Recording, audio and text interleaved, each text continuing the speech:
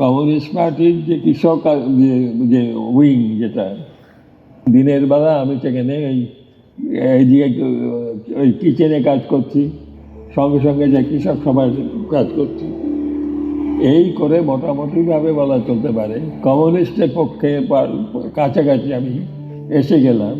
এবং এই প্রাদেশিক কৃষক সভা কাজ করতে আরম্ভ করে আমাকে পার্টি মেম্বারশিপ দেওয়া হলো। সেটা হচ্ছে এপ্রিল 1944। এবং এপ্রিল 1944 যদি ধরা যায়, এখন বলা যায় যে সারা ভারতের মধ্যে আমি হচ্ছে senior most communist party member. কিন্তু আমার কাজগুলো হলো কৃষক সভা 48-এ বেআইনি হয়ে গেল, ইলিগাল ডিক্লেয়ার করলো গভর্নমেন্ট। কৃষক সভার কাজ আবার থাকলো না। তখন আমি ট্রেড ইউনিয়নের মধ্যে এসে ইন্স্যুরেন্সের যে ইউনিয়ন, তার মধ্যে আমি সেখানে পুরোপুরিভাবে কাজে লেগে গেলাম। এআইআই এর অফিস কলকাতায় এলো 1955-এ। আমাকে জেনারেল সেক্রেটারি করা হলো। তখন ওটা হলো যে সমস্ত দায়িত্বটা একমাত্র ট্রেড ইউনিয়ন হচ্ছে আমরা, এআইআই। সুতরাং আমি এবং আরও কয়েকজন মিলে সেখানে সমস্ত ভারতবর্ষে যে কীভাবে কর্মচারীরা বিহেভ করবে, কাজ করবে, তার ডাইরেকশন আমরা দিতে আরম্ভ করলাম।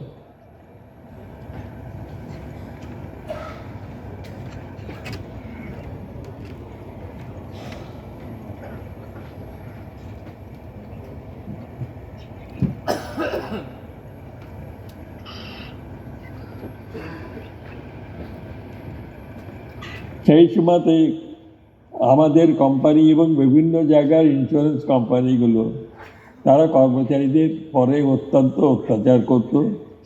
অফিস টাইমের কোনো নির্দিষ্ট সময় ছিল না, এবং সেইভাবে যদি একটু কিছু ত্রুটি হয় তাহলে সঙ্গে সঙ্গে ছাঁটাইয়ের নোটিশ হয়ে যেত।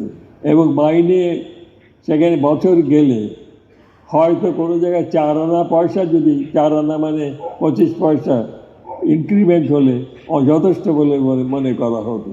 কিন্তু অফিসে হলো এই যে তখন যুদ্ধ চলছে, জিনিসপত্র পাওয়া কঠিন সেখানে।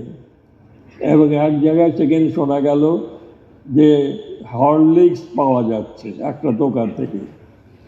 আমাদের অ্যাকাউন্টস অফিসার তিনি পিয়নকে বললেন যে তুমি যাও 2 বোতল হরলিক্স কিনে আনো। এবং সে সন্ধ্যের সময় জামা কাপড় ছিঁড়ে সে ফিরে এসে হয়তো 1টা বোতল আমি পেয়েছি। কিন্তু সেখানে মালিক বা সে অ্যাকাউন্ট্যান্ট তিনি কিছুতেই বিশ্বাস করলেন না। তাকে বললেন যে তুমি নিশ্চয়ই আরেকটা করে পেয়েছিলে এবং সেটা তুমি বিক্রি করে দিয়েছো। কিন্তু তার কথা কিছু শুনলেন না। এবং তারপরে তিনি বললেন কাল থেকে তুমি অবশ্যই আসবে না, বলে তার ছাঁটাই হয়ে গেল। এবং তখন যারা ইউনিয়নের কর্তা যারা ছিলেন তাদের কাছে যখন গেল, তার সাধারণত তখন বুড়ো কর্মচারী, বয়স্ক কর্মচারী, তারাই ছিলেন ইউনিয়নের নেতা। আমরা ছিলাম সাধারণ মেম্বার হিসেবে। সে তখন ইউনিয়নের কাছে সে গেল, যে যখন বলল যে আমাকে এইভাবে ছাঁটাই করা হয়েছে অন্যায় করে, সুতরাং আমাকে ব্যবস্থা করা হোক। এবং কিন্তু দেখা গেল ইউনিয়নের নেতারা তারা কিছুতেই সে কোনো সাহায্য করতে রাজি হলেন না। তখন আমার কাছে এসে বলল যে আপনি যদি কিছু করতে পারেন। তখন আমি আমাদের অফিসের কাছেই কমিউনিস্ট পার্টির যে পত্রিকা স্বাধীনতা, সেই পত্রিকার সম্পাদক যিনি, তার কাছে নিয়ে গেলেন আমাকে। আমি সেখানে তাকে নিয়ে গেলাম। তিনি বললেন যে এটা অত্যন্ত অন্যায়, একটা খবরের কাগজে বেরোনো উচিত যে এইভাবে ছাঁটাই হয়েছে। তিনি আমাকে বললেন একটা খবর তৈরি করে দাও। আমি খবর তৈরি করে দিলাম এবং তারপর দিন কাগজে সেই খবর বেরোলো। এবং তাতে করে দারুণ তুলপাড় শুরু হয়ে গেল অফিসে। ইউনিয়নের নেতারা এবং অফিসের মালিকরা তারা পিছনে রেখে রাখলে অত্যন্ত অন্যায় করেছে। এবং শেষ পর্যন্ত তারা বললেন যে কী করে সেখানে এটা চাকরি ফেরত হতে পারে। তারা বললেন যে তাহলে কাগজে আর একটা স্টেটমেন্ট আমাদের দিতে হবে ইউনিয়নের তরফ থেকে।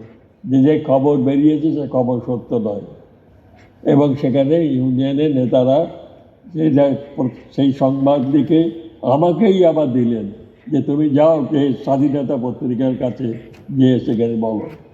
যাই হোক, তার দিন পরদিন খবর বেরোলো যে আগের দিনের খবর ভুল ছিল, এবং তার নাম হচ্ছে সুরেন, যার জনকে ছাঁটাই করা হয়েছিল। সে অফিসে এলো বা আমার চাকরি হবে।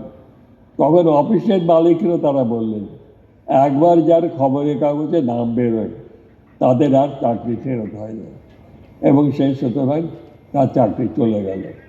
সেটা হচ্ছে 1948 সাল। তখন আমি দেখলাম যে এদিকে যেভাবে ছাঁটাই হয়ে গেল, সেখানে ইউনিয়নের পুরো সময় যদি না দেওয়া যায় তাহলে এরকম অত্যাচারগুলো চলবেই। তখন থেকে পুরো সময় আমি আমার ইউনিয়নের কাজেই আরম্ভ করলাম কাজ।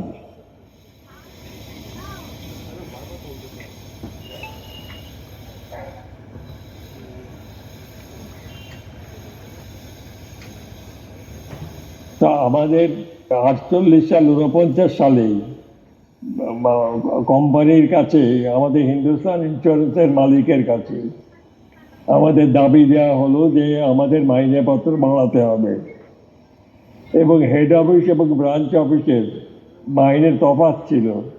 সেটাকে এক জায়গায় হেড অফিসের মতো সব জায়গায় সমানভাবে, কাজ যখন সমান আছে মাইনেও সেখানে সমানভাবে দিতে হবে। যাই হোক, শেষ পর্যন্ত ট্রাইব্যুনাল বসলো বিচার করার জন্যে আমাদের দাবি দেওয়ার মধ্যে কতটা সেখানে যুক্তিপূর্ণ আছে। ম্যানেজমেন্টের পক্ষ থেকে সেখানে বলা হলো এই যে আমরা যে দাবিপত্র পেয়েছি আমাদের দেওয়ার ক্ষমতা নেই, ইনক্যাপাসিটি টু পে।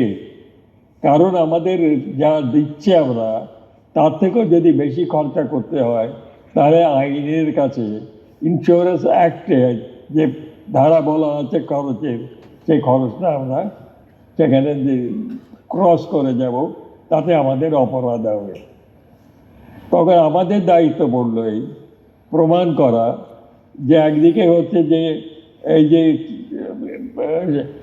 এক্সপেন্সের লিমিটটা ক্রস করে যাওয়া, সেটা বিরোধিতা করা, আর দ্বিতীয়ত হচ্ছে যে অফিসের যেভাবে খরচ হয় সেই খরচের সম্বন্ধে আমাদের প্রমাণ করার চেষ্টা করা যে যাতে করে বেআইনিভাবে ইন্স্যুরেন্সের টাকা অনেক ক্ষেত্রে দেওয়া হচ্ছে, সেই টাকাটা যদি বজায় থাকে তাহলে আমাদের দাবি মেটানো যায়।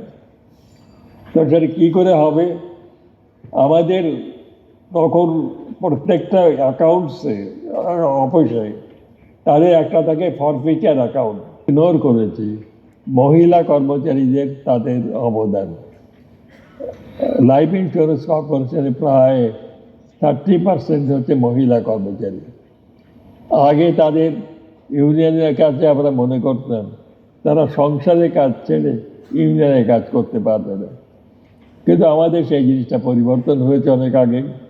এখন প্রত্যেকটা ডিভিশনেই বলা যায় যে মহিলা সাব কমিটি তৈরি হয়েছে, তাদের ইন্ডিপেন্ডেন্ট দায়িত্ব দেওয়া হয়েছে, এবং অনেক জায়গাতে ইউনিয়নের প্রেসিডেন্ট অথবা জেনারেল সেক্রেটারি মহিলা কমরেডরা এসেছেন, এবং তার ফলে আমাদের কাজের গতি অনেক পরিমাণে বেড়েছে। এবং আমাদের বিশ্বাস এই যদিও আমাদের নতুন রিক্রুটমেন্ট না হয় তাহলে অন্ততপক্ষে এআইআইয়ের ঝান্ডা ধরার লোক থাকবে, এবং সেই দিকে যাতে নজর দেয় নতুন কর্মচারীদের আমরা বোঝাবার চেষ্টা করছি। And this is my last advice to the newcomers. And also I thank you all yourself. You have taken so much travel for these 3 days, and along with me, you have also shared the difficulties of that. Thank you so much.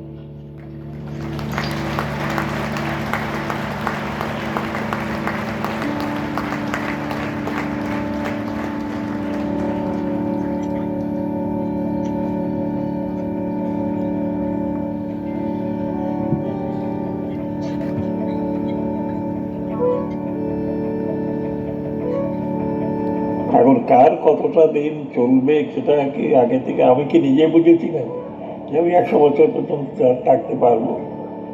আসলে হচ্ছে যে মানে মনের মধ্যে কোনো রকম যদি চিন্তা ভাবনা না থাকে, যে আমি মরে গেলাম মরে গেলাম মরে গেলাম, এই ভাব যদি না থাকে, তাহলে মনে হয় যেন মনে আপনি থেকেই জিনিসটা এগিয়ে যায়।